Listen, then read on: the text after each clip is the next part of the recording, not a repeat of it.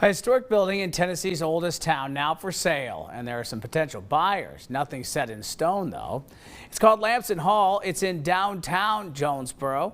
News Channel 11's Jayana Scurry took a tour of the building and reveals the roughly 150 years of its history. Jayana? Casey, in 1871, John Lampson and John Grisham set out to build the largest business house at the time in Jonesborough, and they succeeded. Lampson Hall housed everything from a meeting hall, a general store, and even now, a hemp store. Lampson Hall, located at 107 East Main Street in the heart of downtown Jonesborough, is for sale at almost $2 million. It is currently home to the East Tennessee Hemp Company, the first brick-and-mortar place to sell their own cannabis products in Tennessee. But long before, history was already being made there. They used the third floor as a meeting hall originally. They used it for the courthouse when it was being rebuilt in about the 1920s.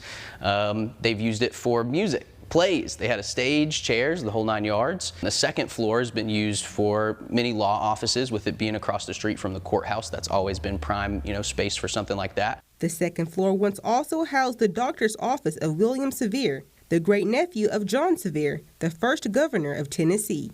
Jacob Bowen, manager of East Tennessee Hemp Company, says the first floor has always been some sort of shop. It started out as a general store, which at the time really meant general. They sold a little bit of everything. In 1890, Mr. Haas and Mr. McCall bought the building, where they opened their boys and men's clothing store, which actually ran for almost 100 years. It ran till about 1960. Since then, it's been many restaurants and shops. The building still houses many artifacts and features, including the original safe from the builder, John Lampson. You can see the John Lampson name there. Of course, like I said, around 1870s is probably when this came in. Rolled right off the tracks, came here, and most likely hasn't moved since. Found inside the safe were many documents, including original receipts from Haas and McCall's clothing store.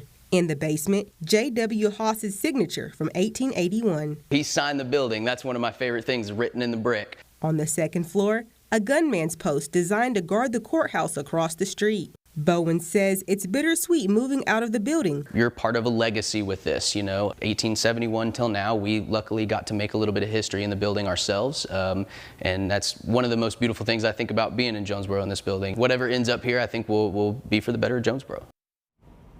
Property executives agent Aaron Larkin says some have already shown interest in the building. All the features and artifacts are included in the sale.